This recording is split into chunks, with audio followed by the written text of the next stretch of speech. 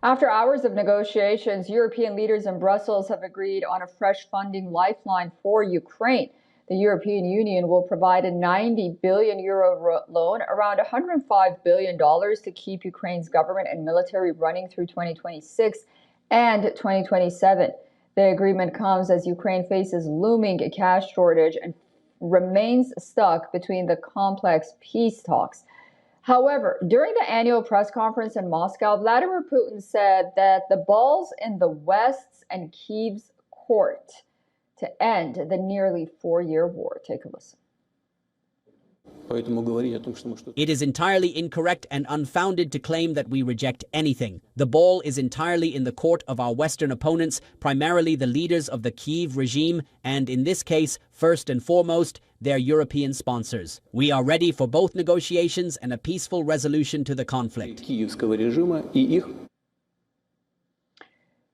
Ukraine only have repaid the loan if Russia provides repatriation, but this was not the plan Brussels wanted. EU leaders had hoped to tap 210 billion euros in frozen Russian state assets to back the loan. That proposal collapsed after weeks of disagreement inside the bloc.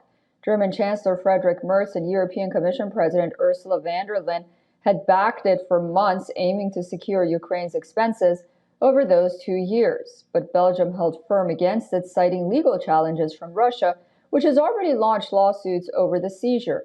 Russian President Vladimir Putin has already issued sharp warnings to European leaders against using the Russian assets. Theft is the hidden seizure of property, but in this case they're trying to do it openly. That's a robbery. But why can't they carry out this robbery? Because the consequences could be severe for the robbers. European leaders say the frozen asset option is not off the table. Those funds were frozen indefinitely last week, leaving room for future action.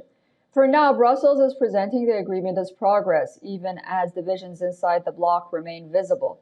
The deal lands amid Ukraine's peace negotiations with the U.S., where Europe pushes for involvement despite exclusion from some U.S.-Russia talks. In Brussels, Zelensky pushed U.S. involvement even harder, seeking detailed security guarantees from U.S. President Donald Trump to complement EU efforts.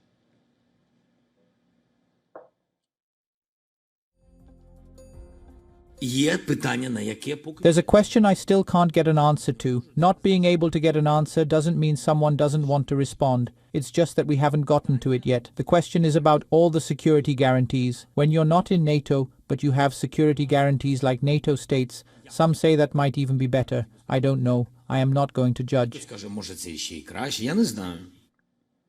According to reports, Kirill Dmitriev, head of Russia's sovereign wealth fund, is scheduled to meet Steve Witkoff and Jared Kushner in Miami on Saturday.